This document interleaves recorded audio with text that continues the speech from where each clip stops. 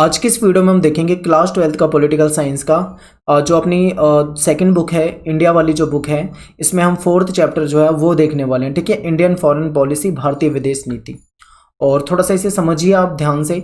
और यहाँ पे मैं आपको पहले सिलेबस के बारे में बता देता हूँ। सिलेबस देखिए, आपके जो पहले 9 चैप्टर होते थे, बट सीबीएसई रिवाइज सिलेबस के अकॉर्डिंग 3 चैप्टर डिलीटेड है। तो अब आपके सामने यही सिलेबस बचा है जो आपको स्क्रीन पे दिख रहा है। ठीक है, तो अभी हम ये जो इंडियन फॉरेन पॉलिसी वाला चैप्टर पढ़ेंगे, इसमें केवल 4 मार्क्स का क्वेश्चन ही आपसे पूछा जाएगा पेपर में। तो आप यहाँ से देख सकते हैं। अब चलते हैं, हम अपने टॉपिक को समझ लेते हैं। सबसे पहले मैं आपको ये समझा दूँ कि डिलीट क्या हुआ है, वरना कहीं आप ऐसा ना हो कि आप वो भी पढ़ो जो डिलीट हो गया, उसको पढ़ने का कोई फायदा नहीं है।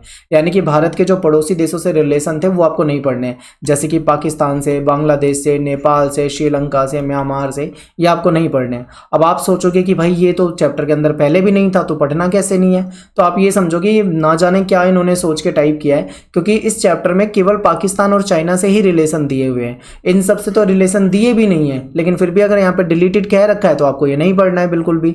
ठीक है, तो आखिर अब आपके दिमाग में आएगा कि पढ़ना क्या है। तो आपको ये टॉपिक पढ़ने हैं, प्रिंसिपल ऑफ फॉरेन पॉलिसी, यानी कि जो विदेश नीति होती है उसके सिद्धांत पढ़ने, भारत के जो बदलते हुए रिश्ते हैं अदर राष्ट्र के साथ, दूसरे राष्ट्रों के साथ, जैसे कि यूएसए से, रसिया से, चाइना से, इजराइल से, कैसे मतलब रिलेशन है उसके बारे में हमें पढ़ना है। ठीक है, तो ये पार्ट 1 है। पार्ट 1 में हम क्या करेंगे, प्रिंसिपल ऑफ फॉरेन पॉलिसी यानी विदेश नीति के मूल सिद्धांत वगैरह यही पढ़ेंगे। और ये रिलेशन वाला जो है मैं आपको पार्ट 2 में कराऊंगा, वहां पे मैं आपको सभी देशों से रिलेशन बता दूंगा। ठीक है, तो वीडियो को बहुत ध्यान से देखें और समझें। और बुक में देख लो, पाकिस्तान वगैरह का टॉपिक आपके दिया है, बट आपको पढ़ना नहीं है क्योंकि पेपर में आपके नहीं आएगा। क्लियर, यहाँ पे डिलीटेड में डाल रखा है।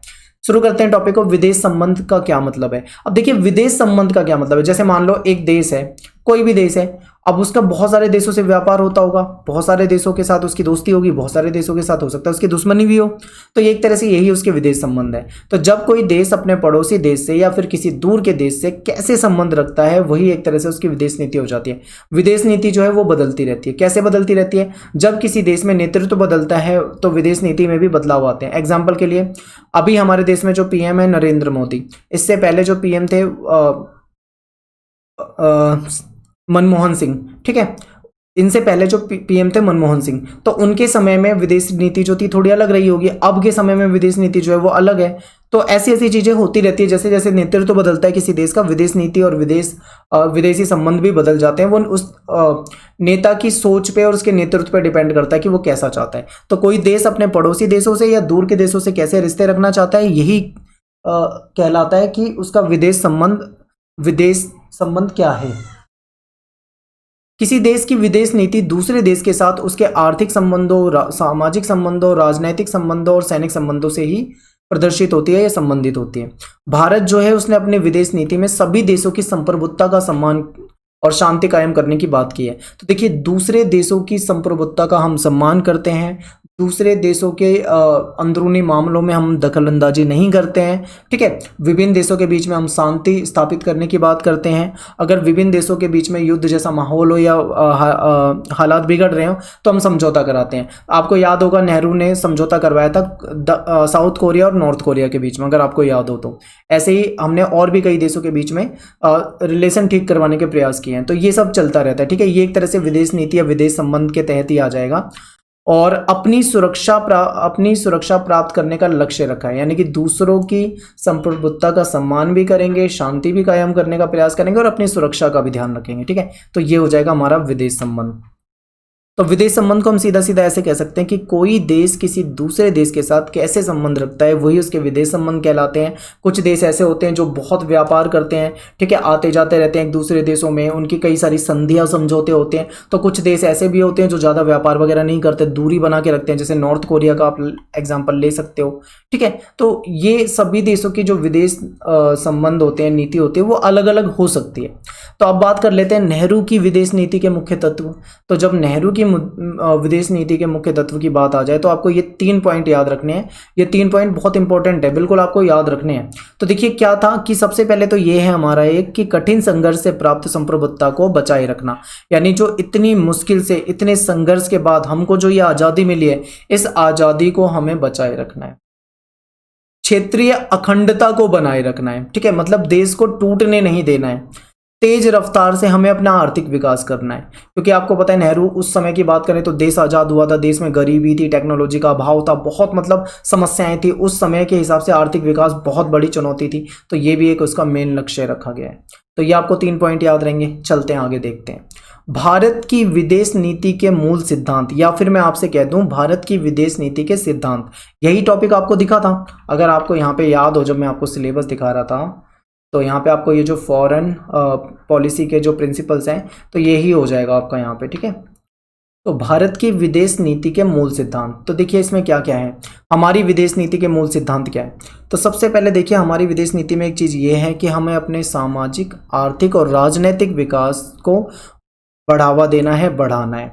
हमने क्या किया था, गुट निरपेक्षता की नीति अपनाई थी, यानी कि जब दुनिया में ऐसा माहौल था कि किसी एक महाशक्ति में ही शामिल होना है, यानी कि जब आपको पता है यूएसए और यूएसएसआर वाला जो माहौल चल रहा था, तो ऐसे में भारत ने अपने आप को गुट निरपेक्ष रखा, यानी इन दोनों से ही अलग रखा। तो गुट निरपेक्षता की नीति भी हमारी विदेश नीति का एक मूल सिद्धांत के रूप में आ जाएगा। पंचशील समझौता आप जानते हैं, चाइना के साथ जो हमारा समझौता हुआ था, ठीक है, चीन के साथ हमारा समझौता हुआ था जिसमें 5 प्रमुख बातें थी। तो पंचशील समझौता जो है ये हमने किया था, ये भी हमारी विदेश नीति का एक महत्वपूर्ण तत्व है। पंचशील समझौता आपको मैंने पहले भी बता रखा है। और इसके बाद देखते हैं साम्राज्यवाद। साम्राज्यवाद, उपनिवेशवाद का विरोध।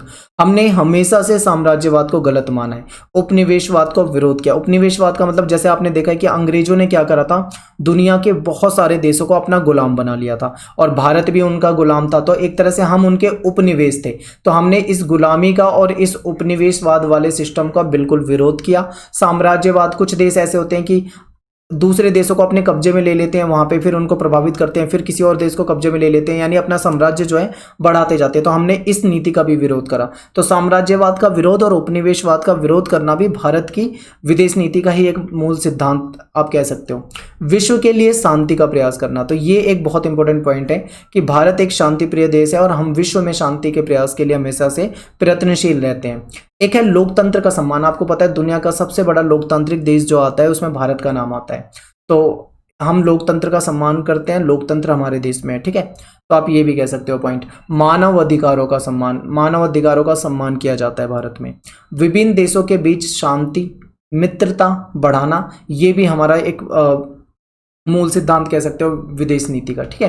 तो यहां से अगर आप देखोगे तो ये मैंने कितने सारे पॉइंट आपको यहां पे बता दिए हैं, आप इनको एक्सप्लेन कर सकते हो। अब यहां पे मैंने आपको हेडिंग प्रोवाइड करा दी है, एक्सप्लेनेशन आपको खुद करना पड़ेगा। आप समझो, सीखो, ठीक है, फिर इसको आप एक्सप्लेन कर सकते हो। तो ये बहुत इंपॉर्टेंट था। अब गुट निरपेक्षता की नीति, हालांकि मैं आपको चैप्टर 1 में पढ़ा ही चुका हूं, बट इस चैप्टर में भी थोड़ा दिया था तो आपको फिर से समझा देता हूं।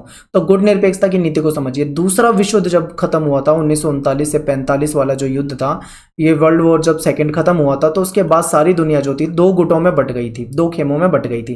पहला खेमा अमेरिका वाला था जिसको पूंजीवादी खेमा कह सकते हैं हम, ठीक है, और दूसरा जो सोवियत संघ वाला था जिसको हम साम्यवादी खेमा कह सकते हैं। तो ऐसे दुनिया जो थी इन दोनों खेमों में बट गई थी। तो ऐसे में भारत ने अपने आप को इन दोनों खेमों से अलग रखा। तो और हम क्या कहलाए, गुट निरपेक्ष कहलाए, ठीक है। तो ये गुट निरपेक्षता की नीति हो जाएगी भारत की। आगे देखिए, भारत ने अपने को दोनों गुटों से अलग रखा और भारत में गुट निरपेक्षता की नीति अपनाई गई। और भारत ने केवल अपने को अलग नहीं रखा, बल्कि जो नए स्वतंत्र देश थे, जो नए नए स्वतंत्र हो रहे थे देश, उन देशों को भी इन महाशक्तियों में शामिल होने से बचा लिया और अलग रखा। तो ये पॉइंट आपको याद रखना है, ठीक है, क्योंकि ऐसे में गुलाम होने का खतरा था दोबारा से। एक ये 1 मार्क्स का क्वेश्चन आपके पेपर में कभी कभी पूछा जाता है कि आईएनए का गठन जो है आपको याद रखना है। इंडियन नेशनल आर्मी का गठन जो था, ये नेताजी सुभाष चंद्र बोस, ये आपको याद रखना है। 1 मार्क्स का क्वेश्चन आएगा, ठीक है। ऐसा क्वेश्चन अगर आया तो 1 मार्क्स में आपके क्वेश्चन आ सकता है बिल्कुल। भारत ने दोनों खेमों से दूरी बनाई, भारत ने दोनों खेमों से दूरी बनाई, यह भी मैं बता चुका हूं। तो देखिए, आजाद भारत की विदेश नीति में शांतिपूर्ण विश्व का सपना था। हम चाहते थे कि दुनिया में शांति बनी रहे, इसलिए भारत ने दोनों खेमों से अपने आप को दूर रखा। भारत ने अपने आप को नाटो और वार्सा जैसे संगठन से भी दूर रखा। भारत ने हमेशा विभिन्न देशों के बीच में समझौता कराने का प्रयास किया है, लड़ाई झगड़ा सुलझाने का प्रयास किया है। ऐसा रहा है भारत हमेशा से। तो आपको ये पॉइंट याद रखने हैं। अब यहाँ पे एक पॉइंट ये आ जाता है, यहाँ पे थोड़ा सा कभी कभी विवाद वाले नजरिए से इसको देखा जाता है। क्या हुआ कि 1956 में ब्रिटेन ने स्वेज नहर के मामले में मिस्र पर आक्रमण कर दिया। अब ब्रिटेन ने जब मिस्र पर आक्रमण किया तो भारत ने इसका विरोध किया।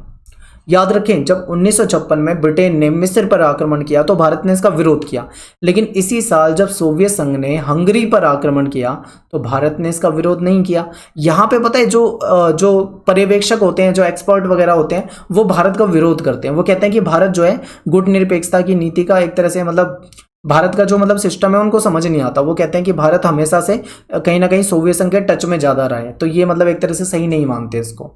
और आगे देखिए, पाकिस्तान जो था वो अमेरिका के ज़्यादा करीब आ गया था। पाकिस्तान अमेरिका के ज़्यादा करीब था, अमेरिका पाकिस्तान की मदद भी करता था, आपको पता होगा उस समय की बात करें तो। भारत सोवियत संघ का अच्छा दोस्त था। अब जब भारत सोवियत संघ का अच्छा दोस्त था तो जाहिर सी बात है अमेरिका का दुश्मन हो जाएगा एक तरह से, या फिर अमेरिका से भारत के संबंधों में खटास पैदा हुई। और ऐसे में जब 1971 वाला जो युद्ध हुआ था तो पाकिस्तान को सपोर्ट अमेरिका जैसे देशों का था, लेकिन भारत की मदद सोवियत संघ ने की थी। ठीक है, तो आपको ऐसी चीज़ें याद रखनी है। अब एक क्वेश्चन आपका एफ्रो एशियाई सम्मेलन से होता है। एफ्रो का मतलब यहाँ पे क्या है, अफ्रीका से। ठीक है, एफ्रो का मतलब है अफ्रीका, और एशिया का मतलब आप जानते हैं एशिया ही है। तो एशिया और अफ्रीका के जो महाद्वीप हैं इनके बीच में कुछ समझौता है, इसको समझते हैं। तो नेहरू के दौर में भारत ने अफ्रीका तथा एशिया के देशों के साथ संपर्क बनाया, और 1950 के दशक में नेहरू ने एशियाई एकता की पैरोकारी की कि एशिया के जो भी देश हैं वो आपस में कहीं ना कहीं एकता बना के रखें, कुछ इस प्रकार की बातें की। 1947 के मार्च महीने में, यहाँ पे आप एक चीज़ याद रखना कि भारत जो आज़ाद हुआ था वो अगस्त 1947 में हुआ था, लेकिन ये उससे पहले की बात है, यानी कि मार्च 1947 के महीने में एशियाई संबंध सम्मेलन का आयोजन कर डाला, जबकि इस समय में भारत देश आज़ाद भी नहीं था। और भारत ने इंडोनेशिया आप पढ़ते हैं सुनते हैं, इंडोनेशिया की आज़ादी के लिए भी भारत ने प्रयास करे, क्योंकि डच जो थे उनके गुलाम थे ये, तो भारत चाहता था कि इन डचों से इनको आज़ादी मिल जाए। ठीक है, तो ये आपको याद रखना पॉइंट। भारत जो था औपनिवेशीकरण का प्रबल विरोधी था, हमेशा से हमने औपनिवेशीकरण का विरोध करा। औपनिवेशीकरण का मतलब है जब कोई ब्रिटेन या कोई मतलब यूरोपीय कंट्री किसी दूसरे को अपना गुलाम बना लेते थे, तो ये वाली जो व्यवस्था थी इसका भारत ने हमेशा विरोध किया है। इंडोनेशिया का एक शहर है जिसका नाम है बांडुंग। तो ये बांडुंग जो शहर है ये 1955 में यहाँ पर एफ्रो एशियाई सम्मेलन हुआ था। तो आपको पता है क्या याद रखना है, कई बार ये क्वेश्चन ऐसे नहीं आता एफ्रो एशियाई सम्मेलन, आपसे ऐसे भी पूछ लेंगे कि बांडुंग सम्मेलन कब हुआ, तो ये बांडुंग सम्मेलन भी यही है और एफ्रो एशियाई सम्मेलन भी यही है। तो आपको याद रखना है 1955 में हुआ था। ठीक है, एफ्रो बोले तो अफ्रीका और एशियाई, एशिया का मतलब है एशिया से। ठीक है, तो अफ्रीका और एशिया का कहीं ना कहीं सम्मेलन हुआ था इनका, और इसी सम्मेलन में गुट निरपेक्षता की नींव पड़ गई थी। ठीक है, और इसके बाद 1956 में याद होगा आपने कि 3 नेताओं ने एक सफल बैठक करी थी जिसका 2 नेताओं ने और समर्थन करा था। क्या इन यही 5 नेता जो थे वो गुट निरपेक्ष आंदोलन के संस्थापक नेता कहलाए? तो क्या आप मुझे कमेंट में इन 5 का नाम बताओगे कि वो 3 कौन थे और 2 कौन थे जिन्होंने समर्थन करा था? तो ये आप मुझे कमेंट में बताएंगे। आज का आपके लिए पहला क्वेश्चन है भारत की परमाणु नीति। अब देखो, विदेश नीति और परमाणु नीति अलग अलग टॉपिक है, आप एक जैसा मत समझ लेना और आपस में घोल मत देना इन्हें कि पता लगे इधर इसके पॉइंट उसमें लिख दिया, उसके पॉइंट इसमें लिख दिया। दोनों को अलग अलग तरीके से समझना है, आप नोट कर लोगे तो ज्यादा बेटर रहेगा। भारत की परमाणु नीति का आरंभ भारत ने 1974 के मई महीने में परमाणु परीक्षण किया। नेहरू ने विज्ञान और टेक्नोलॉजी पर विश्वास जताया।